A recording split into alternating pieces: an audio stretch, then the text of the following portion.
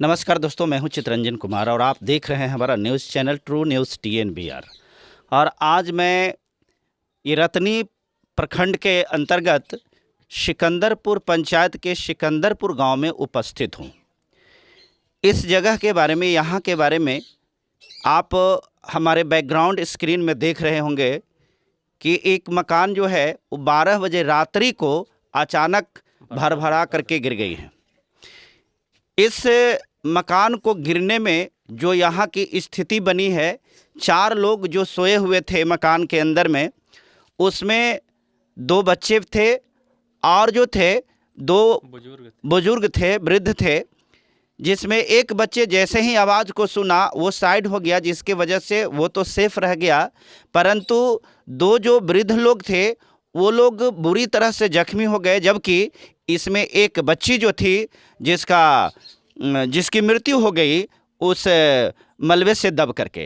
हम इस चीज़ को विस्तृत रूप से जानकारी के लिए यहीं पर हमारे पास इसी गांव के व्यक्ति हैं, इनसे हम जानते हैं कि इस घटना में क्या हुआ है। भाई साहब, पहले आप अपना नाम बता दीजिए। मेरा नाम मुन्ना कुमार हुआ। मेरा यहाँ ससुरारी है, हम आए हुए थे यहाँ पे। तो ये मेरे साथ जो घटना हुई, मेरी दोनों बच्ची और मेरे सास ससुर यहीं पे सोए हुए थे। अच्छा, ये बच्ची आपकी बच्ची थी? हमारी बच्ची थी। अच्छा।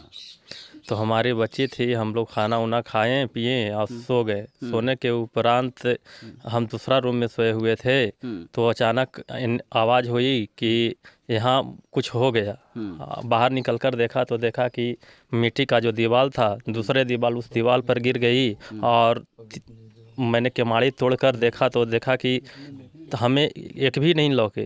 फिर हम केमाड़ी तोड़कर बाहर हम अपने आपा में न रहें, तो फिर एक घूसे तो बच्ची को देख रहे हैं कि खड़ा है और एक खटिए पर दबे हुए हैं और 2 पूरी तरह उसमें दब गए थे।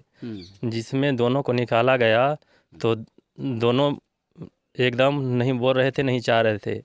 कुछ देर बाद एक जो बुजुर्ग है मेरे ससुर, वो होश में आए और मेरी बच्ची वहीं पे अपनी प्राण त्याग दी। जो बच्ची जिसकी मृत्यु हुई उसका नाम क्या था? उसकी नाम सलोनी कुमारी उर्फ नव्या कुमारी। वो कितने साल की थी? वो 8 साल की थी। और आपके ससुर का क्या नाम हुआ? मेरे ससुर का नाम राम प्रवेश राम हुआ। और ये जो आपकी सास थी उनका नाम? पन्ना देवी। और ये लोग कितने उम्र के थे? ये दोनों 60 प्लस थे। और एक छोटी बच्ची जो बच गई है वो 5 साल की है। जो बच्ची बच गई उसका उम्र 5 साल। ये कब, किस समय की घटना है? ये 19 तारीख को रात लगभग 12 बजे, 11:30 से 12 बजे। और आप इस स्थिति को देख रहे हैं, कितना दर्द विदारक ये घटना है। बरसात के मौसम में गरीब आदमी के साथ में स्थिति यही बनती है। मिट्टी का मकान होता है, बरसात के मौसम में उसका बेस जो होता है, उसकी नींव जो होती है, अंदर से कमज़ोर हो जाता है। और यही स्थिति यहाँ भी हुई है। बहुत सारे लोग इस पंचायत में मुखिया भी होंगे, लेकिन किसी को इस प्रकार की कोई गरज नहीं बनती है।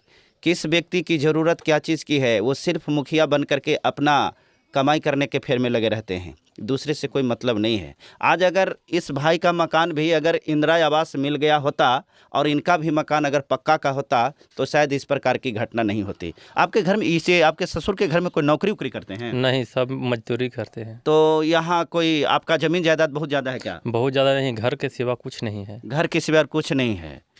आप सुन रहे हैं, इनके घर में कोई नौकरी नहीं है, इनके घर में कोई ज़मीन नहीं है, घर के सिवाय कोई ज़मीन नहीं है।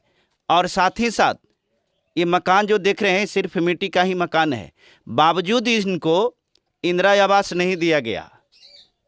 अब ये तो मुखिया जी बताएंगे कि आखिर कारण क्या है कि इनको इंदिरा आवास तक के नहीं दिया गया। वो तो बात की बात है, ये गंभीर मुद्दा है। इस मुद्दा को तो हर हाल में लोगों तक पहुंचना चाहिए और लोगों को इसको संज्ञान में जाना चाहिए। मुखिया यहाँ होने के उपरांत इस घटना घटने के बाद जब मुखिया के पास हमने कॉल किया, फ़ोन किया, तो बोल रहे हैं कि वहाँ से क्या मतलब है, हम तो पटना, वो तो पटना में रहते हैं, कभी रहते ही नहीं पंचायत में, हमें सोने दो। मुखिया जी का नाम बताइए। कृष्णकांत उर्फ राजा मुखिया, उनकी पत्नी ना मुखिया होगी, वो खुद है। वो कहाँ के हैं? वो सरैया के हैं। हाँ मुखिया जी, आप इस बात को सुन रहे हैं, आप कितने सेंसिटिव हैं इसका आकलन आप कीजिएगा। अगर आपके पंचायत का कोई व्यक्ति अगर पटना रहेगा, कोई अमेरिका रहेगा, तो क्या वो आपके पंचायत का नागरिक नहीं है? नहीं, मुखिया दूसरी बात, में रहते हैं। ओ मुखिया जी, आप पटना में रहते हैं या विदेश में रहते हैं, जब आपको पटने में रहना था तो फिर यहाँ के मुखिया आप क्यों बन गए? सबसे पहला FIR आप ही के नाम पर बनता है।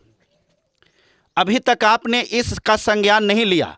थोड़ा सा पता करिए, उस व्यक्ति के दिल को स्पर्श कर करके देखिए जिसकी बेटी की देहांत हुई है, उस परिवार से मिल करके देखिए जिसका परिवार इस प्रकार से हताहत हुआ है। शर्म आनी चाहिए आपको इस प्रकार की बात बोलते हुए कि हमको सोने दो। मित्रों, आप इस वीडियो के माध्यम से देख रहे हैं, संवेदनहीनता का भी एक प्रकाष्ठा होता है जिसको इन्होंने हद पार कर दिया है। इसके बारे में और कोई जनप्रतिनिधि आप लोगों से मिले हैं कि नहीं? नहीं, कोई प्रतिनिधि नहीं मिले हैं। उन लोगों का बेहतर इलाज हो रहा है या नहीं? बेहतर इलाज कहाँ हो रहा है, पैसा के अभाव में दोनों को घर ले आए हैं। एक दूसरे किसी दूसरे के घर में है, तो एक अपना बड़ बेटा के घर में है। बड़ बेटा यहाँ नहीं रहते थे, वो एक दैनिक मजदूरी, बाहर में जाकर दैनिक मजदूरी करते थे, तो इन लोगों का परबस्ती चलता था। एक सांझ कमाते हैं तो दूसरे सांझ खाते हैं। अभी वो दोनों जो घटने में बुरी तरह घायल हो गए हैं, वो लोग यहाँ हैं कि नहीं? हाँ, यहीं पे हैं। यहाँ पर थोड़ा सा हम उन लोगों से मिलना चाहते थे। हाँ, मिलेंगे। ठीक। हाँ, इस प्रकरण में हम ये भी जानने का कोशिश करते हैं कि जो घटना घटी उस समय इनको मदद के लिए आखिर कौन आया। भाई साहब, ये बताइए कि जब घटना घटी तो मदद के लिए सबसे ज़्यादा आपको मदद किसके द्वारा मिला है? हमें सबसे ज़्यादा मदद मिली सकुरेबाद थाना के थानेदार द्वारा, जो हम लोगों को एम्बुलेंस वगैरह, हम लोगों को हॉस्पिटल तक मदद की और ले जाने में कहें कि हम आपके साथ हैं। वो घटना के पश्चात आप लोगों ने फ़ोन किया, तो फ़ोन करने के बाद तत्काल वो पहुंचे थे? कितना देर लगा था आने में? उनको आने में नहीं, हम लोग तो यहाँ से टेम्पो लेकर निकल गए। अच्छा। तो उन लोगों को वो लोग हमको रास्ते में मिले और रास्ते तक हॉस्पिटल तक ले गए। और रास्ते मैंने हॉस्पिटल तक पहुंचाने का काम। हाँ, हॉस्पिटल तक पहुंचाने। धन्यवाद देना चाहेंगे सकुराबाद थाना को भी, जिन्होंने ऐन वक्त पर इन लोगों को मदद किया। और मदद करते हुए जो मृतक है वो तो मर गई, परंतु जो लोग थे सुरक्षित और जो घायल थे उनको तत्काल बेहतर इलाज के लिए अपने सहयोग के द्वारा उन्होंने हॉस्पिटल तक पहुंचाने का काम किया। और आइए, अभी हमारे पास में वो पीड़ित महिला हैं जो घायल हुई हैं, हम उनसे थोड़ा सा आँखों द्वारा बीती हुई, आंखों द्वारा देखी हुई, जिनके साथ ये आप बीती हुई है, हम उनसे ये जानते हैं। चाची घबराइए मत, ये बताइए थोड़ा सा कि रात्रि में जब आप सोए हुए थे तो उस समय आप लोगों को तो पूरी तरह से नींद आ गई होगी, सोए हुए होंगे ना? सुतल तब जगल ही हली, एक बार हड़ाक से कलक से कही थी कि बाप रे बाप, अगे मैया के हमर जन्म चल गए, बचावा बाप। आज दोनों हाथ पर गिरल है, उठ न सके। तो आपके दोनों हाथ पर बहुत बड़ा मतलब ये मिट्टी का चट्टान जो है वो गिरल है। एगो छोटा नतनी होकरो लेके सुतली, खींचस चिल्लाई थी कि बाप रे बाप, आगे हमारा जन्मा बचावा गे मैया, हमार मैया मर गए गे मैया, आगे हमार मैया ने दौड़ा रे बाप, हाथ पर से राधा उठी थे। हम कैसे एक लेके सुतल हली बचवा के, हम एक राधा ने करवा फेर दिली। अभी आपने सुना आप बीती, और अभी जो हम ये बच्ची को थोड़ा सा क्लोजअप लीजिएगा, ये बच्ची जो है यही बच्ची है, जैसे ही आवाज़ को सुनी इन्होंने अपने दिमाग का इस्तेमाल किया और सबसे किनारे में थी, इसलिए ये झट से उठ करके एक कोने में भाग करके अपनी जान को बचाने में ये बच्ची सफल रही। परंतु एक बच्ची जिसका नाम सलोनी है, सुहानी है, बेचारी अब इस दुनिया में नहीं रही, और इस घटना ने उस बच्ची को जान को ले लिया। अभी आप देख रहे थे जिनके साथ में आप बीती हुई है आपको ये बात को बताए, और इसके साथ ही इनके पति जो हैं वो भी इसी प्रकार की स्थिति में आप देख रहे, दोनों हाथ में इनको क्या हुआ है, दोनों प्लास्टर लगा हुआ है, और ये जो है स्थिति इनकी अभी भी काफ़ी गंभीर है और इनको अभी भी इलाज की ज़रूरत है, परंतु आर्थिक स्थिति सही नहीं होने के कारण और ना ही किसी के मदद मिलने की वजह से इनको सही इलाज मिल पा रहा है। मैं जो भी इस क्षेत्र के जनप्रतिनिधि हैं और जो भी इसके लिए जिम्मेवार पुरुष हैं, जो अपनी जवाबदेही को समझते हैं, उनको आकर के सहायता में हाथ बटाना चाहिए और इनको सहायता करना चाहिए। आइए हम अगले जो पीड़ित हैं जिनके साथ ये घटना घटी है उनसे भी कुछ जानने का कोशिश करते हैं। चुप रहिए, रोइए मत, रोइए मत, जो प्रकृति ने जो लिखा था वही होता है, घबराइए मत। अभी मैं जहाँ पर खड़ा हूँ ये मकान किसी अन्य का है, चूँकि इनका मकान इस घटना में पूरी तरह से ध्वस्त हो चुका है, इनको रहने के लिए कोई जगह नहीं है।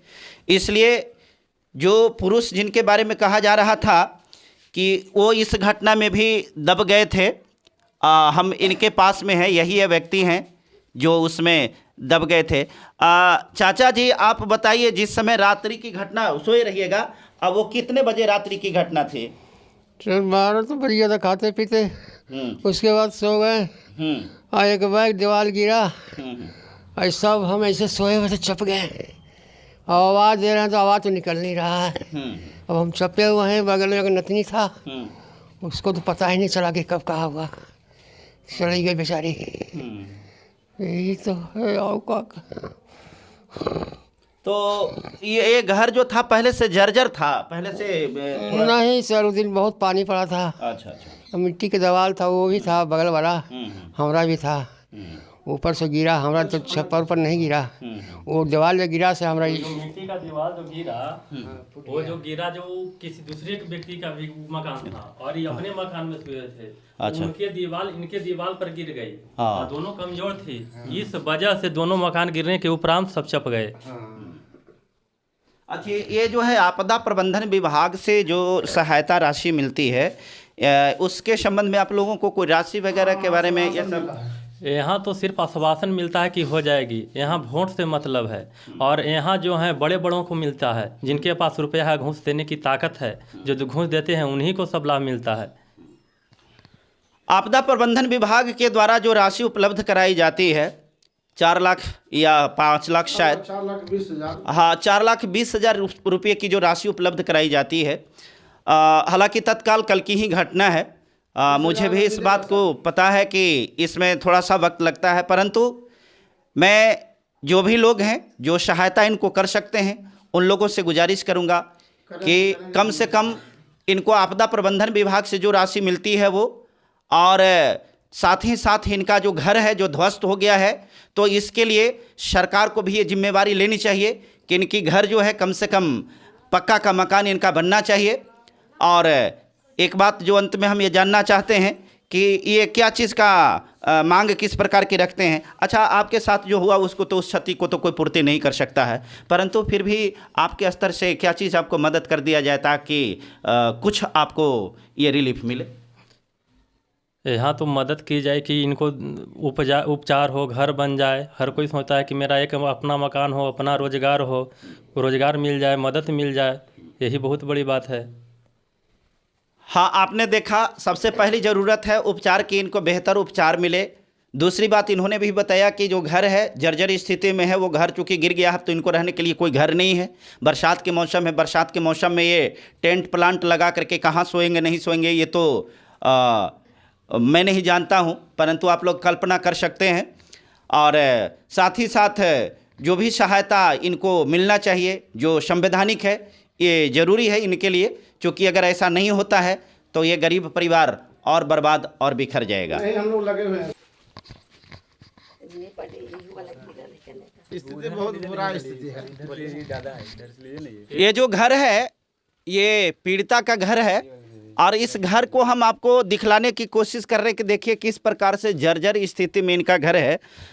ये देखिए घर के प्रत्येक पार्ट को मैं आपको दिखला रहा हूँ कि हर जगह पर दीवार जो है क्रैक्ड है और किस समय ये दीवार गिरेगी पुनः इसके बारे में कुछ नहीं कहा जा सकता है।